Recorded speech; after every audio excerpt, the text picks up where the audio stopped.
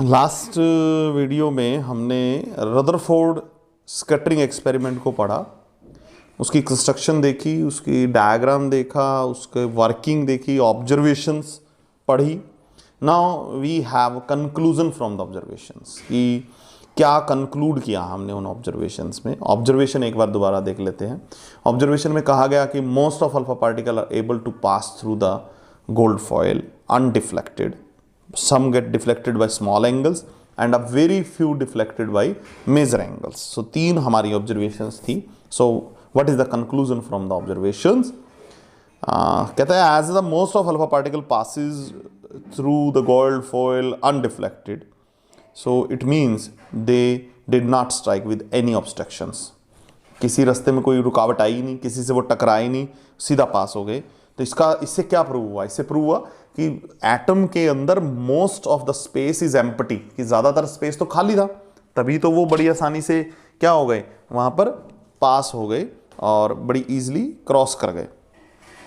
Then we have another second one, और ये जो आए हैं कंक्लूजन, ये रदरफोर्ड बिल्कुल अनएक्सपेक्टेड था। उसे लगता था कि ये बहुत क्लोजली पैक्ड एटम्स है तो पासिस नहीं होंगी, जो हमारे अल्फा पार्टिकल्स हैं वो आसानी से पास नहीं होंगे, बट ये टोटली अनएक्सपेक्टेड रिजल्ट्स है रदरफोर्ड के लिए। And as the few alpha particles having minor deflections and very few having major deflections, it means they got obstruction in the path, कि उनको रास्ते में कहीं ना कहीं रुकावट ज़रूर मिली है। और वो रुकावट किस तरह की थी? Let discuss this obstructions. These obstructions must be, वो कैसी होंगी? वेरी स्मॉल, छोटी होंगी, क्योंकि ओनली फ्यू पार्टिकल वर ऑब्स्ट्रक्टेड, बहुत थोड़े, ज़्यादातर तो सारे पास हो गए थे, तो बहुत थोड़ों को रुकावट आई, तो इसलिए वो बहुत छोटी थी। मैसिव, लेकिन बहुत ही मजबूत और बड़ी थी। थोड़ी थी लेकिन छोटी थी, पर हैवी थी। And as each alpha particle is heavy, हम पढ़ चुके हैं अल्फा पार्टिकल्स को। हमने लास्ट वीडियो में देखा था कि हमने कंपेयर किया था हीलियम आयन से, जिसके पास 4U एटॉमिक मास था, तो it is a very big and very heavy positively charge particles. So जब वो टकरा कर वापस आए हैं तो इसका मतलब वो काफ़ी भारी है, मैसिव है, हैवी है। अदरवाइज अगर लाइट ऑब्स्ट्रक्शंस होती तो इतने हैवी पार्टिकल्स उसको पुश कर कर साइड में क्रॉस कर जाते, वो टकरा कर मुड़ते ना या वापस ना आते। सो ये एक सेकंड हमारी ऑब्स्ट्रक्शन के बारे में ऑब्जर्वेशन थी।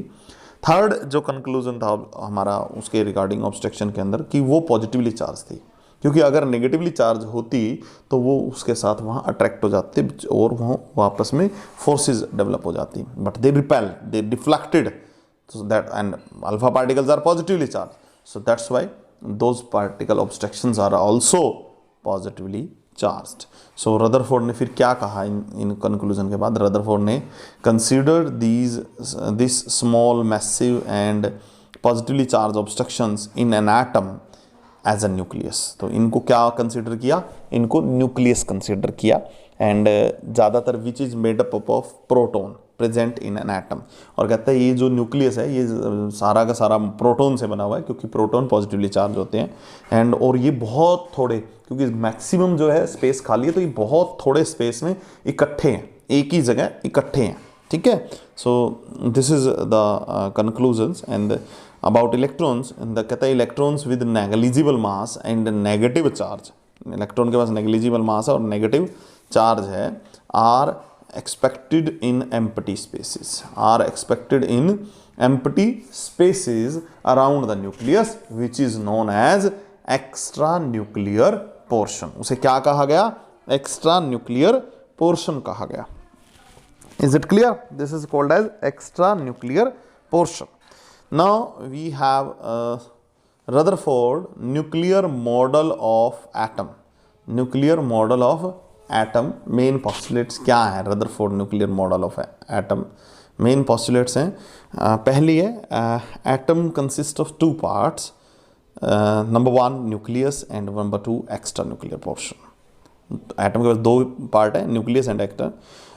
Nucleus present in centre of atom, her atom के सेंटर में बहुत थोड़े स्पेस में न्यूक्लियस प्रेजेंट है, और उसके चारों तरफ बहुत बड़ा सा खाली स्पेस है, that is called as extra nuclear portion. Nucleus is very small, इसका अंदाज़ा लगाया एटम के मुकाबले न्यूक्लियस बहुत छोटा है रेडियस से, कि रेडियस जो एक्सपेक्टेड रेडियस थी न्यूक्लियस की वो 10⁻⁻15 मीटर थी, जबकि एटम की 10⁻⁻10। Then we have mass of atom is mostly due to the mass of nucleus. कहते हैं जितना मास न्यूक्लियस के अंदर है, ज़्यादातर एटम का मास जो है वो सिर्फ न्यूक्लियस के मास की वजह से है, बाकी कहीं एटम का ज़्यादा मास नहीं है। Then we have the positive charge on a nucleus is because of proton presents. कहता है जो न्यूक्लियस के ऊपर जितना भी पॉजिटिव चार्ज है वो प्रोटॉन के पॉजिटिव चार्ज की वजह से है, क्योंकि ये पहले ही बता दिया था रदरफोर्ड ने कि न्यूक्लियस किससे मिलकर बना, प्रोटॉन से मिलकर बना, और प्रोटॉन के ऊपर पॉजिटिव चार्ज है तो न्यूक्लियस के ऊपर पॉजिटिव चार्ज है।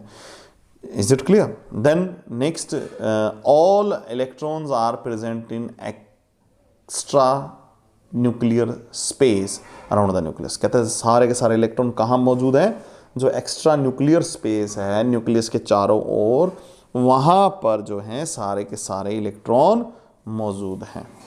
Then next one is total positive charge in atom is due to proton is equal to the total negative charge due to electron present in an atom. कहते हैं एक atom के अंदर जितना nucleus के पास positive charge है proton की वजह से, और उतना ही नेगेटिव चार्ज होता है इलेक्ट्रॉन्स की वजह से। इसका मतलब हुआ कि number of proton and number of electron in an atom are equal, and but they having opposite charges, having same charges, so that's why as a whole atom is electrically neutral. So next point ये था कि as a whole complete रूप से atom जो है वो क्या है, electrically neutral है, उसके ऊपर कोई चार्ज नहीं है। Okay, last point, the most important point is कि इलेक्ट्रॉन जो एक्स्ट्रा न्यूक्लियर पोर्शन में प्रेजेंट है, the electrons present in extra nuclear portion are revolving around the nucleus at high speed, at high speed in circular path, so electrons are not stationary। तो ये एक important point बताइए कि जो electrons हैं वो खाली पड़े नहीं हैं, they are continuously in motion, circular motion में है, सर्कुलर पाथ में घूम रहे हैं और न्यूक्लियस के चारों तरफ घूम रहे हैं, ठीक है, लगातार चल रहे हैं इलेक्ट्रॉन। सो ये भी रदरफोर्ड ने बता दिया था।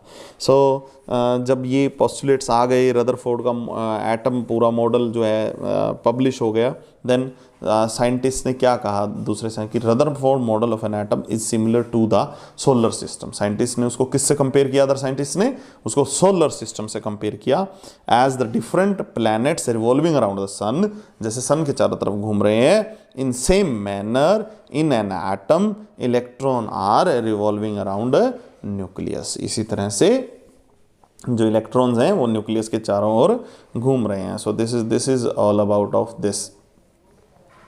Now we have limitations of Rutherford model of an atom. ये बहुत ज़्यादा एक्सेप्ट हुआ, एक बहुत बड़ी बात हुई। थॉमसन पूरी तरह से जो है उसके पास तो कोई एक्सपेरिमेंटल प्रूफ ही नहीं था।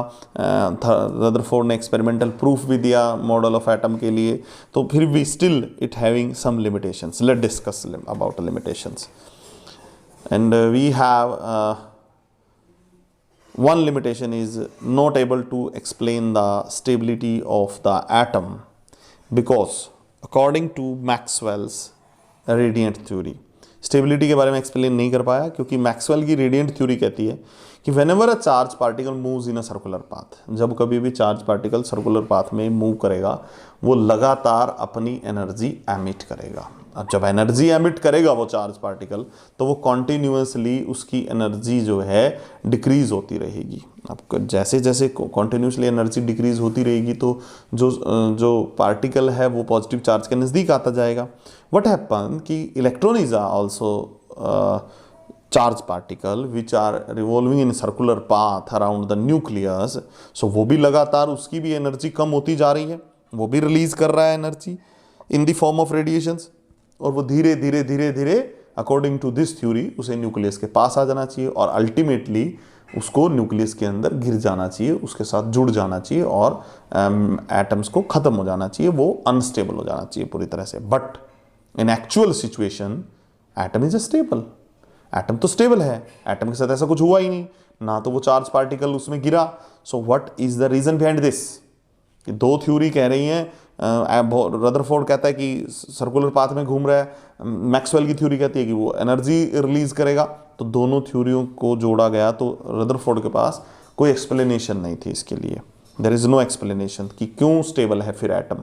सो एक ये प्रॉब्लम थी, जो लिमिटेशंस थी रदरफोर्ड की, कोई एक्सप्लेनेशन थी। दूसरा, उसने कहा कि electrons are present in extra nuclear portion around the nucleus in an atom, लेकिन वहाँ पर उनका डिस्ट्रीब्यूशन क्या है, कौन कहाँ पर है, कितने इलेक्ट्रॉन हैं, हर एटम के अंदर अलग अलग संख्या में इलेक्ट्रॉन्स हैं, तो उनका डिस्ट्रीब्यूशन कैसा है? There is no explanation by Rutherford regarding the distribution of electrons in extranuclear portion in an atom. So these are the limitations regarding the Rutherford model. तो इन limitations के ऊपर काम किया फिर नील बोहर ने, और फिर उसने अपना एक मॉडल दिया जो काफ़ी एक्सेप्ट हुआ, and that is called as a Bohr models, which we will discuss in our next class. Thank you.